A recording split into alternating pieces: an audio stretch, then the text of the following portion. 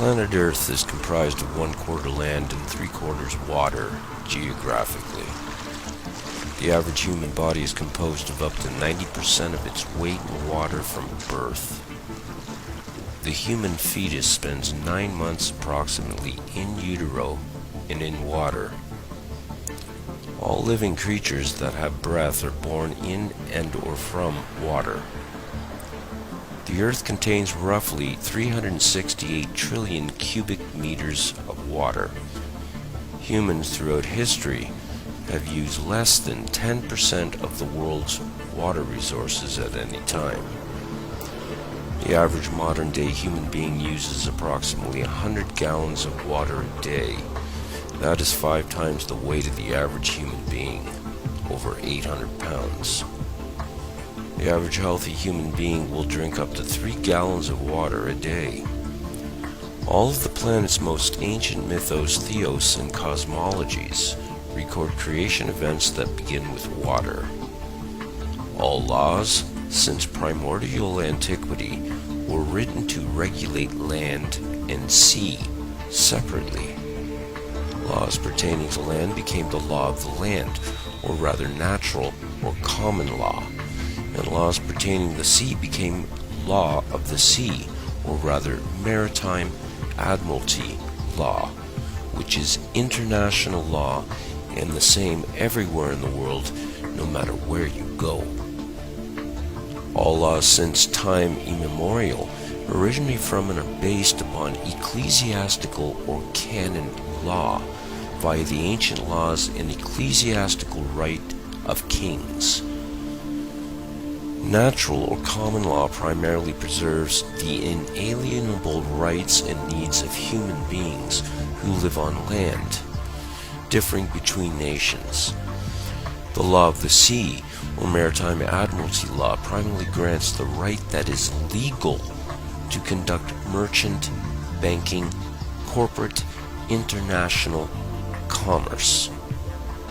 Seeing how living persons cannot live on or in water for extended periods of time, and the Earth's seas have been used primarily for travel since antiquity, regulation of the sea for merchant, trafficking, shipping, and commerce through law became necessary for the merchants of nations to do business internationally.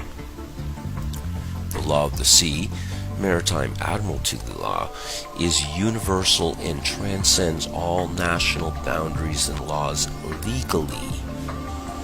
What is legal is not necessarily lawful.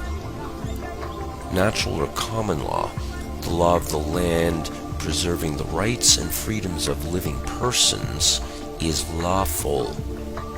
Maritime admiralty law, or UCC, Universal Commercial Code, is legal, and that legal robbery and murder. In ancient Rome, a Roman maxim law stated that he who will be deceived, let him be deceived, which means the responsibility of the deception is on the one that is deceived by it.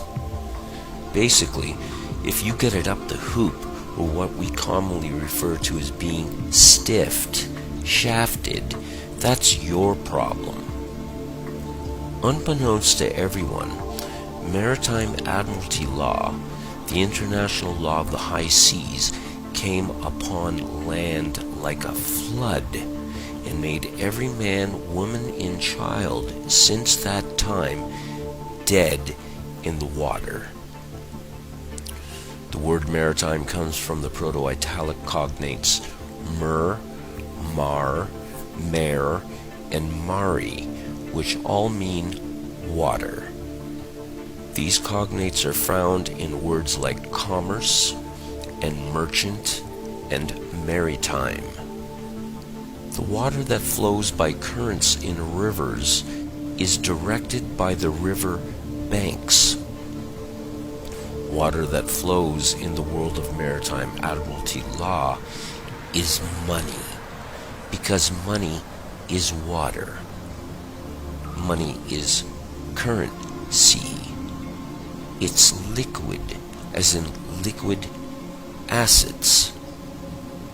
Money, or monai, mono-eye, or simply one eye in maritime admiralty banking laws, is the lifeblood, the cash flow of the system of merchandising and traffic. To traverse this fictional world, there must be ships. Ships traverse water or the sea, and when they come to land, they come into a port. When you plug your electronic device into a computer, you're plugging it into a USB port, a universal serial bus port. The world of the internet is analogized with water as well. We have the deep web, and when you do a live social media broadcast on the internet, you are streaming the show. When a ship pulls into the port, it comes down a canal to where there is a dock, and there the ship is tied off. The ship's captain submits to the dockmaster a manifest of birth, a license and manifest of goods and services being delivered by the ship to the dock. The dockmaster signs the manifest claiming the cargo as property now of the ward, which includes livestock. All ships are female. A woman is a ship. A man is a fabricator. A man delivers semen into a vessel. The woman bears the cargo of the semen and labors for 9 months, wherein her water breaks and the semen in the hold come down the birth canal through a port of entry and are delivered in a hospital delivery room. According to Black's Law Dictionary, a hospital is also a bank and also a church. The woman has shipped newly birthed Admiralty maritime product, stock, livestock, cargo. A doctor will untie the ship from the cargo, stock, the product, by cutting the umbilical cord to the ship or vessel and sign a birth certificate, a manifest of birth, after the cargo has been stamped or daubed by a footprint and fingerprint with blood and ink. And after the informants, which are your parents, sign the manifest, which is plainly written on the certificate itself, your parents, the informants, are informing the doctor that the cargo, the stock, is now delivered and can be claimed by signature. The doctor signs the certificate, making you now lost at sea as unclaimed corporate property, cargo, stock, product, commodity. You are now legally dead in the water, and your name appears in all capital letters and on every other legal document. And as I said, legal is not necessarily lawful. The word capital, capital, etc. comes from the Latin caput, which means skull, and the word El, which is named for the Phoenician, Hebrew, and Roman god Saturn, which can be found in the Bible. Capitol is where we get Capitoline Hill, Golgotha, Capitol Hill, as in Washington, D.C. Caesar in antiquity ruled from the hill, just as modern-day presidents, monarchs, and popes rule from hills. A gangster may shoot someone in the head and say, "I capped him," a euphemism for a bullet causing death to the head. The word captain comes from the word capital, which means money, or one eye, and equals water, the currency ration. All corporations are fictional. They exist on paper as a dead body vessel, just as your name in all caps on a birth certificate. The Constitution of the United States was formed in 1776, but the Constitution of the Incorporation of the United States was in 1871. The Corporation of the United States was formed in Delaware, Maryland in 1871 and became the United States, Inc. All citizens of U.S. Inc. have a license to work for U.S. Inc. They are employees. All corporations must have three things: a president, a vice president, and a secretary-treasurer. Everything in the world of merchant corporate banking law revolves around ships, as ships are carried by the water, which is the current sea, and all corporations are ships. If you want to have a car, you must have an ownership. If you want to be a citizen of a nation or country, you must get a citizenship. If you go into business with someone, you enter a partnership. If you want to learn a trade, you may enter an apprenticeship. Want to go to college and get your degree? Get a scholarship. Want to go buy a new car? You go down to the dealership. If you are traveling by car, you may enter a township before you enter the very town. When a man and woman get married, and the word invokes maritime admiralty law, they enter a business contract and obtain a marriage license to do business as a partnership. If you go to a church, which means a bank according to Black's law, you are going to a place of worship. Everything is a vessel, a fictional ship created out of thin air on paper in the sea of corporate commercial banking laws of pirates of the high seas. A person, according to Black's Law Dictionary, is a monster. According to canon law, Goyim, translated from the Hebrew to mean nations, cattle, chattel, animals, beasts, non-human according to rabbinical sources which are authoritative in ecclesiastical or canon law, which includes Talmudic rulings. Goyim have no rights.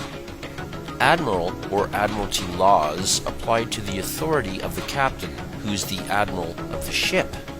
The captain, or rather the admiral, who has absolute power and control of the ship, can make up the rules as he goes along. The word admiral comes from the cognates admire, and the Phoenician Hebrew Roman name of deity Saturn El. Wherever there is a crown, you had better admire and have admiration for the king who is the captain, commander-in-chief, or else. Under common law, there is no such thing as a victimless crime, and a victim receives compensation and redress for damages. Aboard a ship, the captain can make any act of crime and he can impose sanctions accordingly. If you have a house and want to sell it, you put it up for sale. You are placing a sale on a ship which will set sail and dock to another port when sold.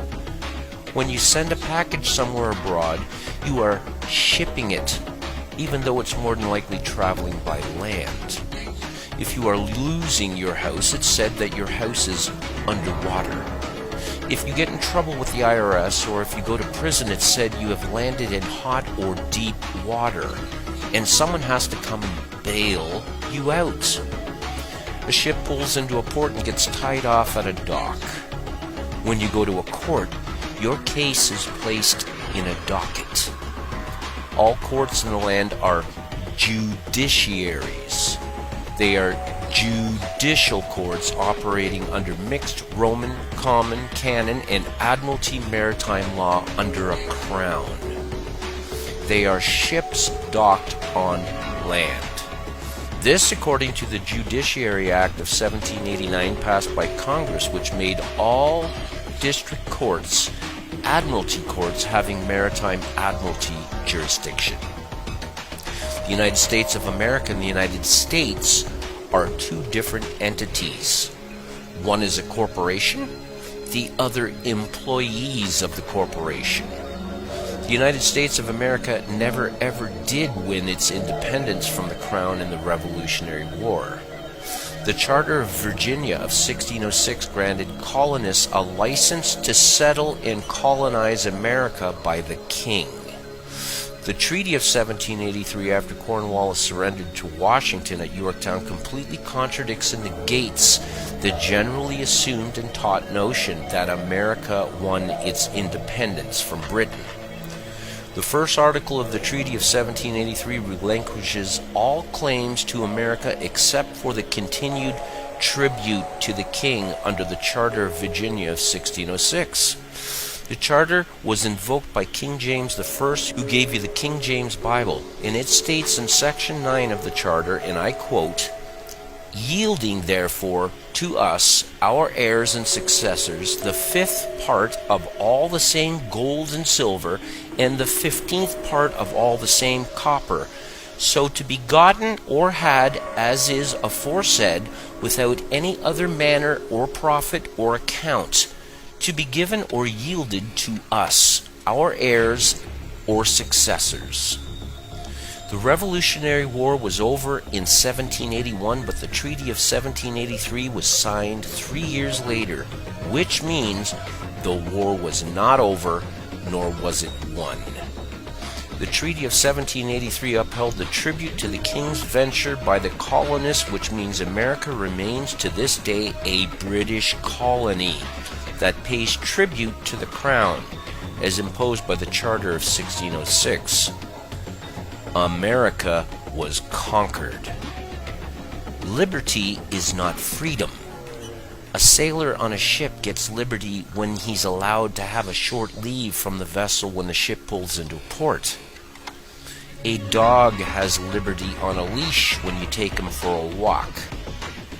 A prisoner gets liberty when he's allowed out of the cell into the courtyard for a few hours while under the careful watch of snipers. Liberty is a license. It is a privilege allowed by a ruler, owner, king, etc. to a subject of the same. America never has been the land of the free at any time. It's the land of liberty on the leash of the crown. In the year 1106, the judgments or rules of Oleron were first implemented by Eleanor of Aquitaine, after her return from the Second Crusade, having accompanied her first husband, King Louis VII.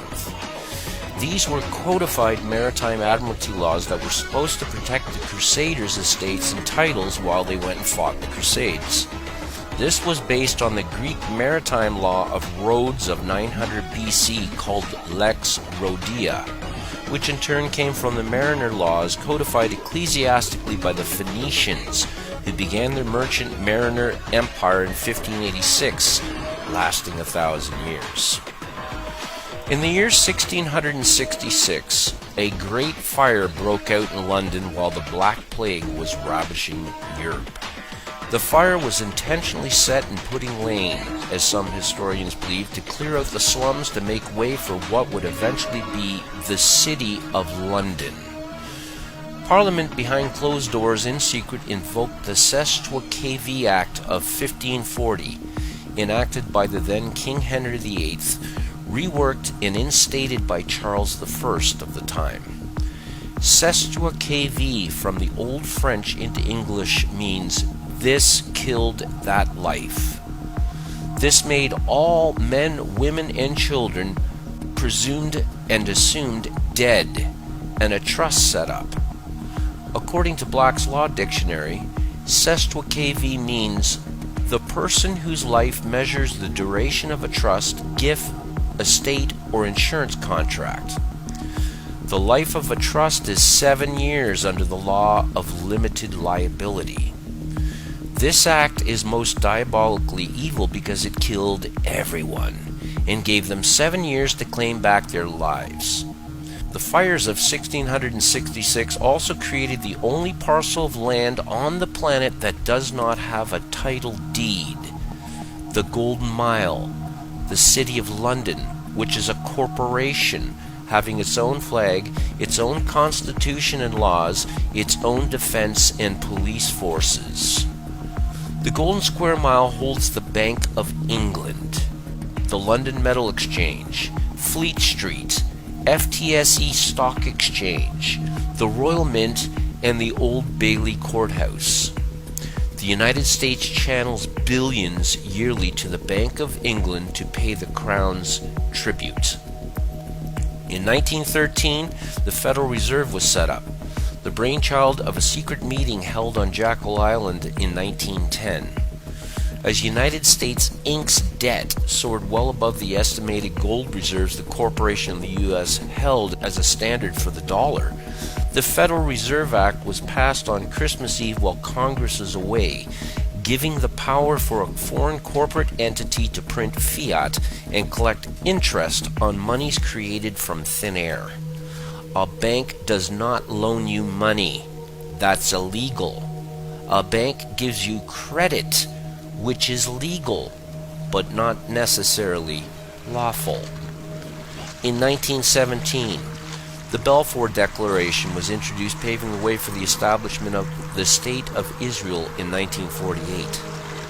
The Bolshevik Revolution broke out in Russia that was funded and began by Wall Street bankers such as Jacob Schiff and J.P. Morgan. That same year, Woodrow Wilson signed in the War Powers Act that basically stated that the U.S. was stopping all trade with the enemy except for those whom are granted a license, which excluded Americans. Licenses began to be issued in 1933. In 1933, the U.S. had reached Section 11 bankruptcy. President Roosevelt amended the War Powers Act of 1917 and declared all U.S. citizens as enemies of the state. There was a declared national emergency on March 9th, with an emergency act being passed placing all power, property, and resources of the U.S. into the hands of the President under martial law that has continued ever since. This is renewed yearly by executive order. The Federal Reserve began to print fiat money. The all-seeing eye was placed on the dollar bill. All men, women, and children born ever since arrive as collateral for U.S. Inc.'s debt, as slaves and enemies of the state. The balance of debt versus collateral is determined through illegal wars for profit, where the debt versus collateral is balanced, or rather the herd of slaves is thinned out. What all this means, ladies and gentlemen, is you are all slaves and cannon fodder for the nations you are in and who are subservient to the rulers running them. You have been turned into collateral for national debts. Consider this when hearing about the imminent collapse of the economy soon to take place. When debts cannot be paid, you are said to be in deep water, and those in deep water usually drown. Shylock, according to Shakespeare, asked for a pound of flesh to pay the bill. The owners of U.S. Inc. demand the same according to Admiralty Maritime statutes you are all under. The sun never did set on the Roman Empire, and Rome is just as alive today as it was a couple thousand years ago. You are all owned property and subservient to a crown, whether you like it or not. You are all considered dead and unclaimed by the crown, who laid claim and made you their bitch. You cannot, nor are you allowed to speak for yourself, as dead persons cannot speak, and is why you need a lawyer to speak for you in a court. The dead have no rights. This is all based upon ancient ecclesiastical or canon law at its root and core. When you board a ship called a church, which is also considered a bank under maritime admiralty, and embark upon it, the licensed and registered pastor or priest must teach and keep you obedient to the monarch, the crown. Because he who wears the crown, which is the monarch, is the head of the ship called church. He is the king, the lord and captain of the ship called church, and the pastor, the priest, is an agent of the crown. Maritime Admiralty, or rather Universal Commercial Code, or UCC, is the matrix pulled over everyone's eyes that governs all, because everything has been made into ships on the sea of corporate commerce. Without their one eye, which is money, which is water, all ships are dead at sea and cannot traverse their fictional matrix they created. It's now high time for a concerted universal mutiny.